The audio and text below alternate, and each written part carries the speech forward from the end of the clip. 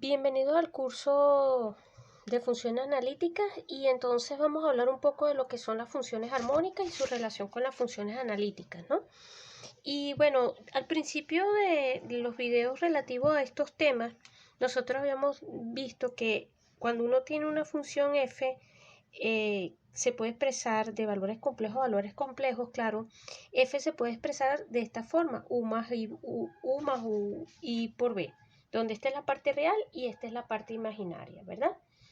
Nosotros en general, por ejemplo, en los cursos de análisis real, sabemos que una función u definida de R2 en R, por decir algo, y aquí pasa eso, ¿no? Que nosotros tenemos nuestra función analítica de C en C, pero la parte real y la parte imaginaria son dos funciones que van a estar definidas de R2 en R, ¿verdad? Bueno, nosotros sabemos que una función es armónica si satisface la ecuación de Laplace, es decir, que esto más esto es igual a 0 y que las derivadas parciales de segundo orden con respecto a xx y con respecto a y valen 0, ¿ok? Se sabe, por ejemplo, ya hemos visto que si la función es analítica, entonces satisface tanto si f es analítica, tanto u como v satisfacen las ecuaciones de Cauchy y Riemann, ¿ok? Esto va a implicar que si f es analítica, nosotros vamos a tener que u y b son armónicas. Eso también lo hemos discutido, lo hemos comentado en otros contextos, pero nuevamente lo volvemos a rescatar aquí porque efectivamente cuando ustedes miran quién es u de xx, u de xx es la derivada de u de x con respecto a x, pero como u y b satisfacen Cauchy y Riemann, esta de aquí adentro no es otra cosa que b de y x, y aquí vamos a tener que entonces b de y x, que es esto va a ser igual a b de xy. Aquí para pasar de aquí a acá siempre es importante que u y b sean de clase C2, creo que basta pedir con C1, ¿verdad? Para que entonces las derivadas cruzadas sean iguales, es decir, esto que está aquí va a ser igual, permítanme escribirlo entonces así, a la derivada b de x y otra vez aplicando Cauchy-Riemann, esto no es otra cosa que menos u de y esto va a ser entonces menos esto. Esto va a implicar entonces que u de xx más u de y vale 0. El mismo argumento lo podemos aplicar para la función v. Este mismo argumento se cumple para b y entonces obtenemos que la propiedad de que f sea analítica implica que u y b sean armónicas, ¿ok? Ahora, el tema aquí y digamos lo interesante aquí es el siguiente teorema que vamos a rescatar también de los cursos de análisis. La primera parte entonces ya la hemos hecho, sea f de la forma u más ib analítica en una región omega contenida en C, vamos a suponer que es abierto y con eso. Entonces, u y b son armónicas como funciones reales. Y la segunda parte del teorema es que sea u armónica en omega. Importante aquí, insisto, que omega sea simplemente con eso y abierto. Entonces, b de z, definida como la integral de línea sobre una cierta curva, u de x de y menos u de y de x, mediante este diferencial, que ya lo hemos también visto en otros videos, vamos a escribirlo así, u de y de x, esta función definida de esta manera es armónica. Es armónica en omega. Y la función f dada tomando esta u que está acá y tomando esta b que está acá es analítica. ¿Qué me está diciendo esta segunda parte del teorema? Que tú a partir de una función armónica puedes construir una función analítica. Pero para construir la función analítica tienes que hallar quién es B. Y para hallar quién es B, simplemente tienes que resolver esta integral de aquí, donde, insisto, esta es una integral de línea sobre cualquier arco, simplemente con eso que una a dos puntos en el plano. O sea, uno aquí tiene a dos puntos en omega. Ya vamos a precisar esto un poco más. Esta función B se conoce como la armónica conjugada de U. Esta función B no va, pueden haber infinitas, pero ellas son armónicas conjugadas de U. ¿Ok? Armónicas y conjugadas porque satisfacen van a resultar que ellas satisfacen el sistema de Cauchy-Riemann. Entonces la demostración de esto, la primera parte nos vamos a concentrar, ya hicimos la primera parte, nos vamos a concentrar en la segunda parte. Se piensa entonces en la función f de z como u de x menos y por u de y. Esta función f es de clase C1. Tiene derivadas parciales y continuas. Ella es continua y tiene derivadas parciales y continuas. Y satisfacen las ecuaciones de Cauchy-Riemann. Es decir, tenemos esto, ¿no?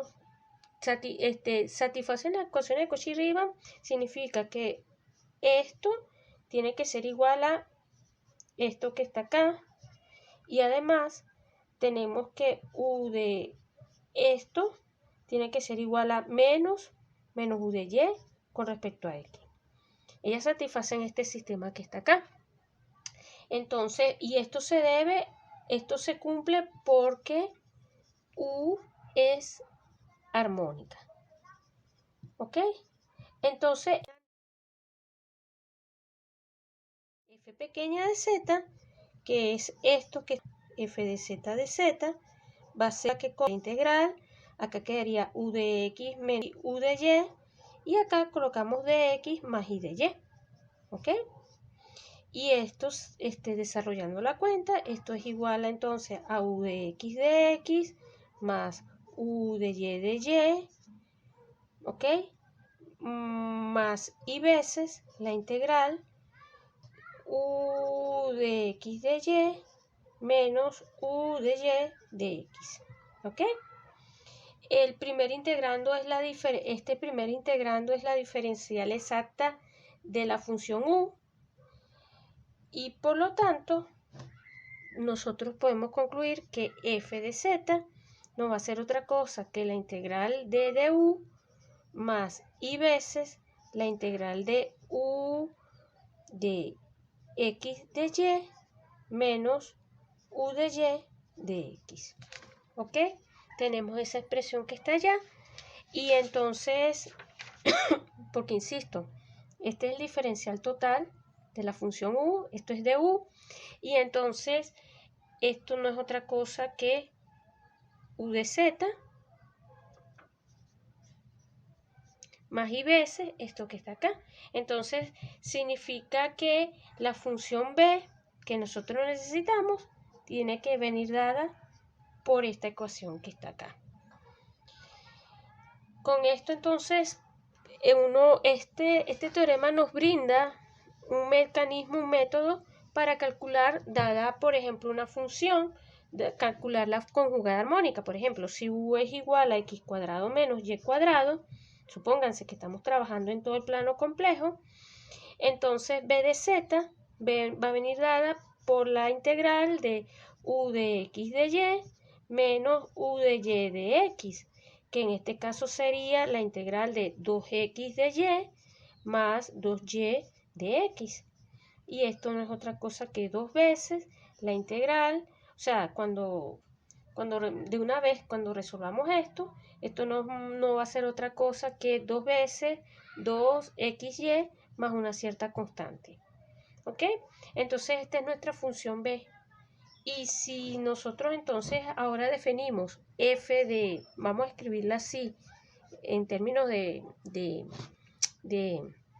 x y y, f de x y como la parte de u, que sería x cuadrado menos y cuadrado, más y veces 2xy más una cierta constante c, esta función va a ser analítica. Esto no es otra cosa, ya haciendo ahora la identificación x igual a x más y, esto no va a ser otra cosa que, vamos a pensar un poquitico, esto va a ser z al cuadrado.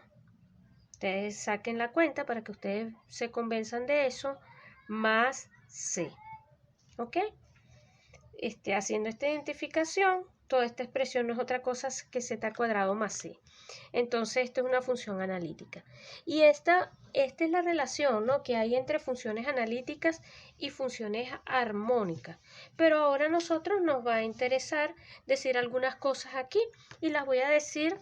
Voy a dejarlas establecidas en este video para después en un próximo video hacerlo con más calma.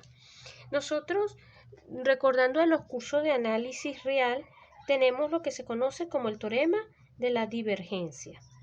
El teorema de la divergencia dice que si nosotros consideramos una función omega, f definida de omega en C de clase C1, vamos a pedir que sea de clase C1, entonces un medio, la integral sobre omega de la derivada de f con respecto a dx de x de y.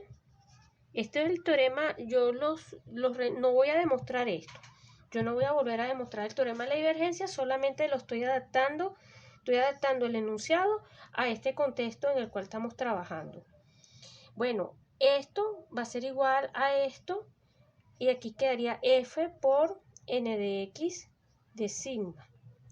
¿Ok?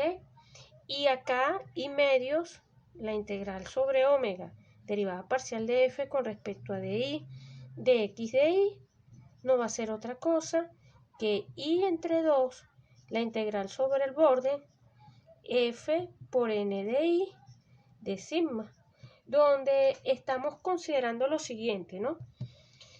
Claro, el teorema de la divergencia aplicada a cada coordenada, nos va a permitir entonces decir lo siguiente. Esto va a implicar que la integral sobre omega de la derivada de f con respecto ahora a de z barra, recordando quién era de z barra, de x de y, esto va a ser igual entonces, lo voy a escribir aquí abajo apretadito, utilizando esas dos identidades, a un medio, la integral sobre el borde de omega, ¿ok? Y aquí quedaría f que multiplica a n de x más y veces n de y de sigma. Y esto no es otra cosa que el vector normal. O sea que vamos a decirlo así, f por el vector normal con respecto a la... ¿Ok? Pero fíjense que de sigma, o sea, si uno observa el vector normal por la variación de sigma, no es otra cosa que menos i de z. Lo que estamos concluyendo entonces del teorema de la divergencia es que la integral sobre, aquí sobre omega, de la derivada de f conjugada de x de y va a ser igual a menos i medios la integral sobre el borde de esto de f de z. Si la función es analítica, si f es analítica, nosotros, ya eso lo hicimos en videos anteriores, esto, digamos así, entonces la derivada conjugada de esto vale 0. Y como esto vale 0, esto va a implicar que esta integral vale 0. O sea, esto vale 0 y por lo tanto nosotros vamos a poder concluir, obviando el i y todo aquello, que esto que está aquí va a ser igual a 0. ¿Ok? Entonces, aplicaciones del teorema de la divergencia en el estudio de funciones armónicas nos va a permitir deducir los resultados que ya enunciamos y demostramos, como por ejemplo el principio del máximo, el principio del valor, el teorema del valor medio, el teorema de Gauss, para funciones armónicas. El teorema, repito ahora, el teorema de la divergencia, ahora en el contexto de funciones armónicas. Teorema de la divergencia. ¿Ok? sea omega un dominio, o sea, abierto. Vamos a pedir que sea con eso y acotado. Acotado por curvas de clase C2. De clase C2. ¿Ok? En los complejos. Sea U definida de omega en R. U de clase C1. De clase C1 en la clausura de omega. Entonces, el teorema de la divergencia aquí va a venir dado así: la integral sobre gamma derivada parcial de u con respecto a dx de y va a ser igual a la integral sobre el borde, la curva ahora, u por la, este es el vector normal, pero estamos tomando la coordenada con respecto a la abscisa, ¿no? La primera coordenada. Eso queda así. Y obviamente la segunda parte es lo mismo, derivada de u con respecto a de x de y va a ser igual entonces a la integral sobre el borde, y acá aparece n de y de sigma, ¿ok? Donde esto representa la medida de levez del borde de la curva, ¿ok? Esto, repito, representa la medida de levez de esta curva, y donde el n es el vector normal exterior a esta curva, ¿ok?